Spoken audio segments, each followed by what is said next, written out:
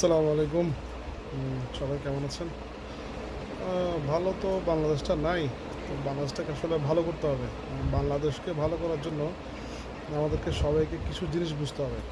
প্রথম কথা হচ্ছে গ্রামীণফোন যখন বাংলাদেশে আসছিল তখন তারা ছিল টেলিনর গ্রুপ, ঠিক আছে? তো তারা কি বাংলাদেশটাকে নিয়ে গেছে? তারপরে এই যে রবি বলেন, মালয়েশিয়ান কোম্পানি, তারপরে আপনার এই এয়ারটেল বলেন যখন আসছিল, তো ওয়ারিদ হিসাবে আসছিল ফার্স্টে, তারা কি বাংলাদেশকে নিয়ে গেছে? না না, বাংলাদেশে আছে সাবমেরিন কেবল। বাংলাদেশে যখন 1995 সালের দিকে মনে হয়, বা তারাও আগে মেবি, আমার সঠিক জানা নাই, তখন যখন বাংলাদেশ আসতে চাইছিল তখন তারা ফ্রিতে আসতে চাইছিল। কিন্তু আমরা পরে এটাকে উন্নয়নের নামে নিজেদের পকেট ভারী করার জন্য আমরা কী করছি, আমরা টাকা দিয়ে তাদেরকে আনছি। তাহলে এটা হচ্ছে বাংলাদেশের উন্নয়নের আসল রাজনৈতিক একটা কাঠি। বিশ্বের দুইটা বন্দর পরিচালনাকারী প্রতিষ্ঠান হচ্ছে ডিপি ওয়ার্ল্ড ও এপিপি, মোলার, ম্যাক্স। তারা বাংলাদেশের শিপিং কর্পোরেশনে একটা ইনভেস্ট করতে যাচ্ছে। তারা একটা সাইনিং মানি দিবে, অর্থাৎ আমি যে ইনভেস্ট করবো আপনার সাথে, আপনার কী কী লাগবে আমি আপনাকে অ্যাডভান্স করবো পেমেন্ট।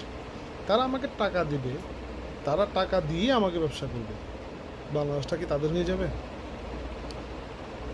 ভাই কোন জামানায় আছেন আপনারা? 1971 সালের সে কাহিনী কি 2025 সালে এসে বলবেন? হ্যাঁ, 303 রাইফেল দিয়ে যুদ্ধ করছেন, এখন আছে M16। ভাই ওই M16 আর 303 রাইফেলের কি ব্যবধান আছে? বুঝেন কিছু? নোকিয়া ইউজ করছেন, এখন ইউজ করতেছেন আপনি স্যামসাং আইফোন প্রো ম্যাক্স। বুঝলাম না কি মানে বাঙালি কি বুঝে? বাঙালির কথা বাদ দিই, রাজনৈতিক যে বাম দলগুলো আছে, রাজনৈতিক বাম দলগুলো বাংলাদেশকে স্বনির্ভর করতে যাচ্ছে। কীভাবে স্বনির্ভর করবে বাংলাদেশকে? এভাবে?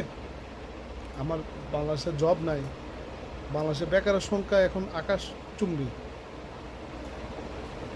বা আপনি এন্টারপ্রেনিয়রকে এভাবে রেডি করবেন যে আম বিক্রি করলে কি এন্টারপ্রেনিয়র, মধু বিক্রি করলে কি এন্টারপ্রেনিয়র? হ্যাঁ, একটা ব্র্যান্ড ক্রিয়েট করতে পারতেছেন না, তারা আবার এন্টারপ্রেনিয়র কিসের? স্কয়ার ফার্মাসিউটিক্যালস আজকে কোথায়? স্কয়ার আজকে কোথায়? কোনো কিছু হলে মব সৃষ্টি, কোনো কিছু হলে আন্দোলন, দাবি দেওয়া। এভাবে বাংলাদেশের উন্নয়ন আসলে ভাই সম্ভব না। বাংলাদেশের উন্নয়ন করতে হলে মন মানসিকতার পরিবর্তন প্রয়োজন। আমরা যারা বাইরের রাষ্ট্রে আছি, দুবাইতে আছি, আমাদের পাসপোর্টের মূল্যটা আমরা বুঝি। যারা প্রবাসী আছে, প্রবাসীরা বুঝে বাংলাদেশের পাসপোর্টের মূল্যটা কতটুকু।